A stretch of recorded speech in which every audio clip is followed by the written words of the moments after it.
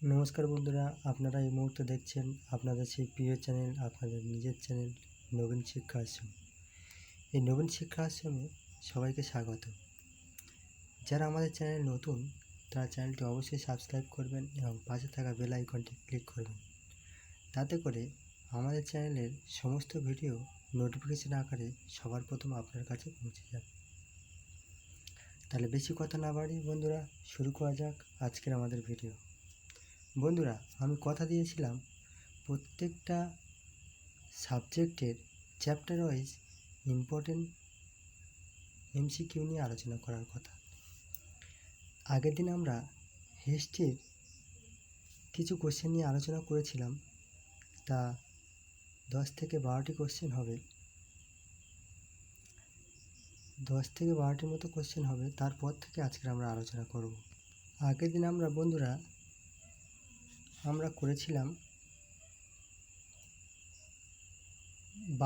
13টি question করেছিলাম, যে পুরাণে কটি খণ্ড আছে না 18টি খণ্ড আছে।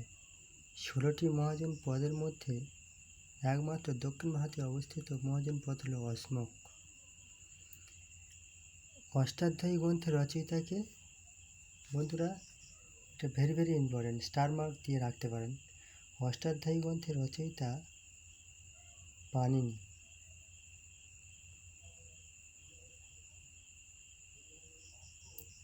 পাণিনি অষ্টাধ্যায়ী গ্রন্থের রচয়িতা। মহাজন পদগুলির মধ্যে কোন দুটি পদ প্রজাতান্ত্রিক প্রতিষ্ঠাতা ছিল? বন্ধুরা, আমরা সবাই জানি যে অষ্টাঙ্গিক মার্গে দুটি প্রজাতান্ত্রিক প্রতিষ্ঠিত রাজ্য ছিল। তার মধ্যে একটি হলো ব্রিজি, অপরটি হলো মল্ল। একটি হলো ব্রিজি এবং অপরটি হলো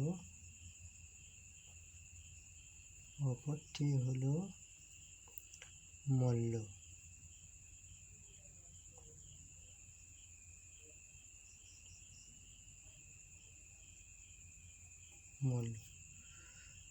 তারপরে গৌতম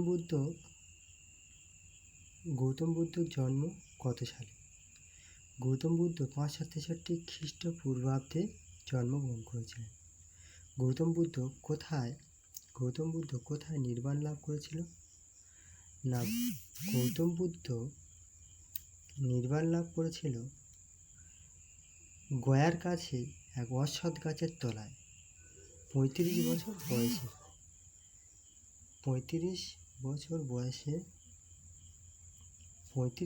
বয়সে গৌতম বুদ্ধ গয়ার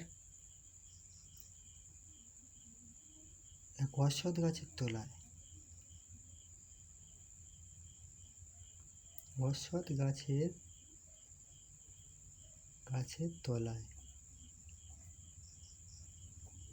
তলায় গয়ার কাছে গৌতম বুদ্ধ জন্মগ্রহণ করে। গৌতম বুদ্ধের কোথায় ধর্ম প্রচার করে? সাঁচিতে।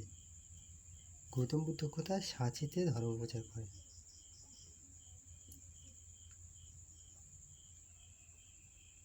সাঁচিতে গৌতম বুদ্ধ ধর্ম প্রচার করে। গৌতম বুদ্ধ কার কাছে তার প্রথম শিষ্যত্ব গ্রহণ করেছিল? আলারা কালাম নামক এক সন্ন্যাসীর কাছ থেকে। আলারা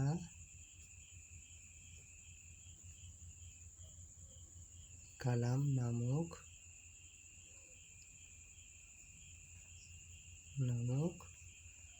এক সন্ন্যাসীর কাছে।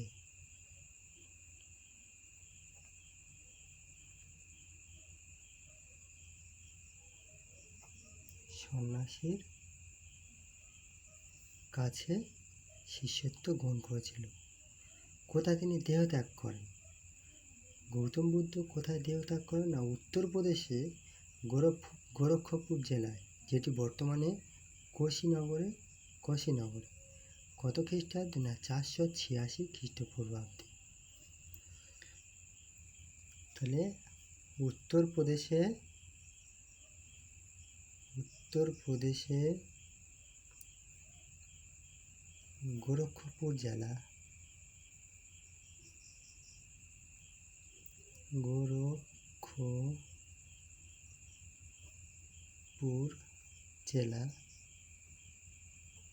বর্তমানে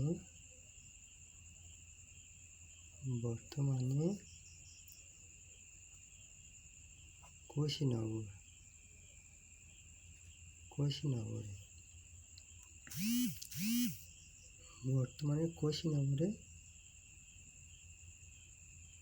জন্মগ্রহণ করেছিলেন। দেহত্যাগ করেছিলেন। বুদ্ধদেবের ধর্মগ্রন্থের নাম কি? ত্রিপিটক।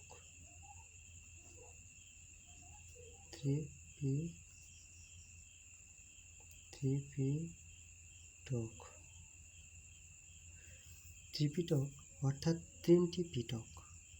তিনটি পিটক বলতে কি কি? তিনটি পিটক হলো 1 নম্বর বিনয় পিটক, সূত্র পিটক এবং অভিধান পিটক। তিনটি পিটক খুব ইম্পর্টেন্ট বন্ধুরা। দ্বিতীয় বৌদ্ধ সম্মেলন কোথায় হয়েছিল? বন্ধুরা, আমরা জানি বৌদ্ধ সম্মেলন হয়েছিল 4টি। প্রথম বৌদ্ধ সম্মেলন হয় রাজগৃহে। আমি শর্টে লিখছি। প্রথম বৌদ্ধ সম্মেলন হয় রাজগৃহে।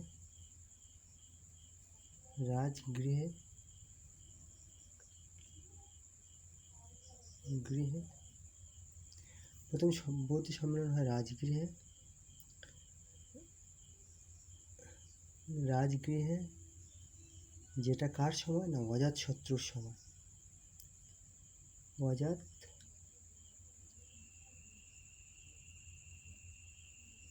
অজাতশত্রুর সময়। সেকেন্ড, দ্বিতীয় বৌদ্ধ সম্মেলন কার সময় হয়? দ্বিতীয় বৌদ্ধ সম্মেলন হয় বৈশালীতে কালাশোকের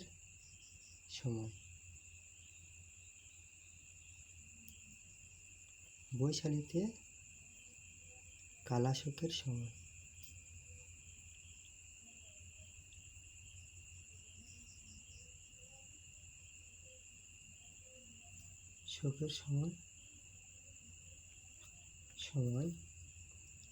তৃতীয় হয়, বন্ধুরা রাগ কাগজে আমি দেখিয়ে দিচ্ছি। থার্ড, তৃতীয় বৌদ্ধ সম্মেলন কোথায় হয়? না, পাটালিপুত্রে।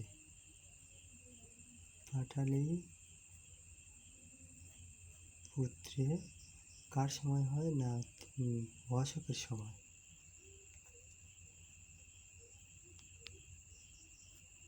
অশোকের সময়। আর চতুর্থ বৌদ্ধ সম্মেলন কার সময় হয়? কাশ্মীরে হয়।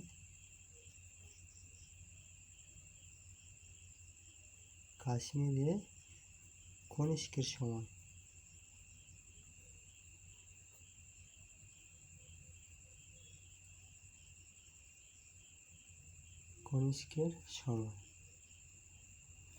হয়।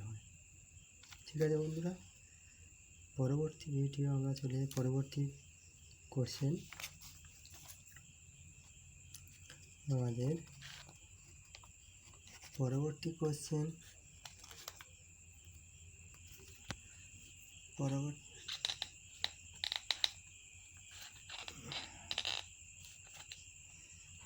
বন্ধুরা,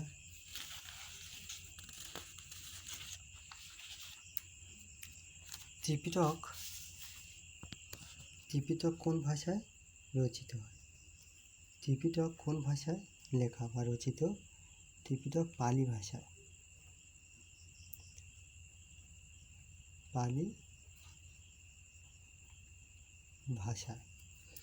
জৈন ধর্মের প্রবর্তককে তিনি কততম তীর্থঙ্কর ছিলেন? জৈন ধর্মের প্রবর্তক ছিলেন মহাবীর। তিনি ছিলেন 24তম তীর্থঙ্কর। আর বন্ধুরা, যদি বলে 23তম তীর্থঙ্করকে, 23তম অর্থাৎ বুদ্ধের আগে 23তম ছিলেন ঋষভদেব।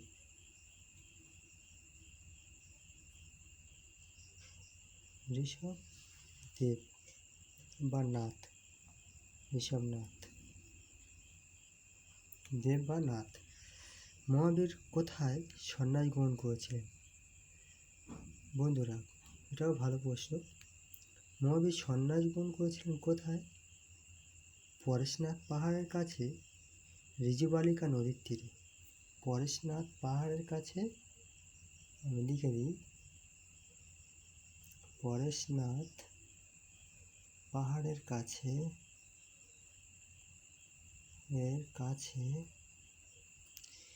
ঋজুবালিকা নদীর তীরে।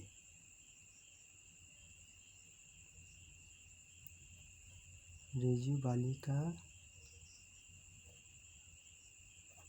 নদীর তীরে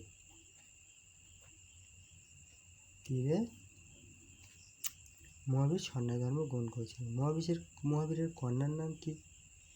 মহাবীরের কন্যার নাম বলবে প্রিয়দর্শনা।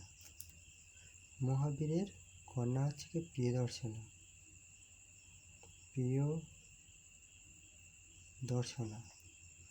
মহাবীরের মাতার নাম কি? পিতার নাম কি? পিতার নাম বললে সিদ্ধার্থ।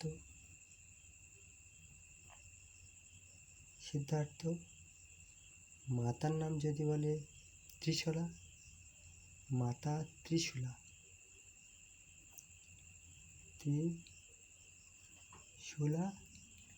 যদি বলে পত্নীর নাম কি? পত্নীর নাম বলবে যশোদা।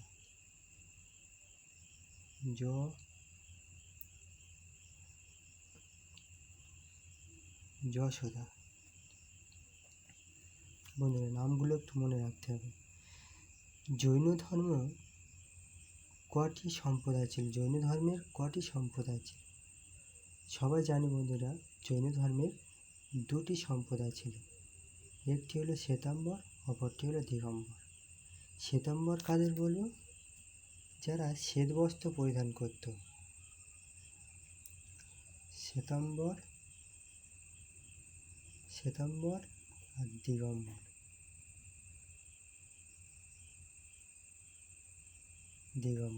দুটি সম্প্রদায় ছিল। আর দিগম্বররা শ্বেতবস্ত্র পরিধান করতো না, বিরোধী ছিল। জৈন ধর্মের পৃষ্ঠপোষকতা ছিলেন কে কে? বৌদ্ধ ধর্মের পৃষ্ঠপোষকতা ছিলেন চন্দ্রগুপ্ত মৌর্য ছিলেন, বিম্বিসার ছিলেন, অজাতশত্রু ছিলেন এবং কলিঙ্গরাজ খারবেল ছিলেন। আমি দুটো নাম লিখে দিচ্ছি বন্ধুরা, চন্দ্রগুপ্ত মৌর্য এবং বিম্বিসার। চন্দ্রগুপ্ত মৌর্য এবং বিম্বিসার।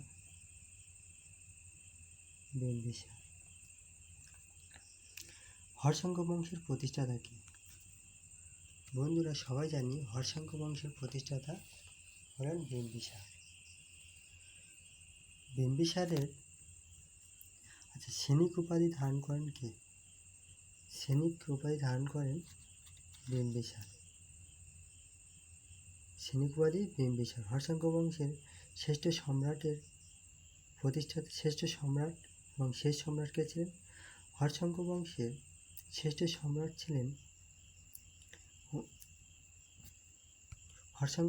শ্রেষ্ঠ সম্রাট ছিলেন অজাতশত্রু এবং শেষ সম্রাট হচ্ছে উদয় বা উদয়ভদ্র। শিশুনাগ বংশের প্রতিষ্ঠাতাকে? শিশুনাগ। নন্দ বংশের প্রতিষ্ঠাতাকে? ধনানন্দ। নন্দবংশের শেষ রাজা মহাপদ্মনন্দ। হৃদয়স্ফীতের যুদ্ধ কাদের মধ্যে হয়? আলেকজান্ডার এবং পুরুর মধ্যে হয়, ঝিলাম নদীর তীরে, এবং আলেকজান্ডারের মৃত্যু হয় 326 খ্রিস্টপূর্বাব্দে। আলেকজান্ডারের মৃত্যু হয় 323 খ্রিস্টপূর্বাব্দে। হৃদয়স্ফীতের যুদ্ধ হয় 326 খ্রিস্টপূর্বাব্দে। বন্ধুরা, আজকের এই পর্যন্ত থাক। আবার অন্যদিন আমরা অন্য চ্যাপ্টার নিয়ে আলোচনা করব। বন্ধুরা, বেশি বেশি করে শেয়ার করবেন। যদি ভিডিওটি ভালো লাগে লাইক কমেন্ট করবেন এবং বন্ধুদের মাঝে শেয়ার করবেন। কমেন্ট অবশ্যই করবেন, ভিডিওটি কেমন লাগলো জানাতে ভুলবেন না। ধন্যবাদ।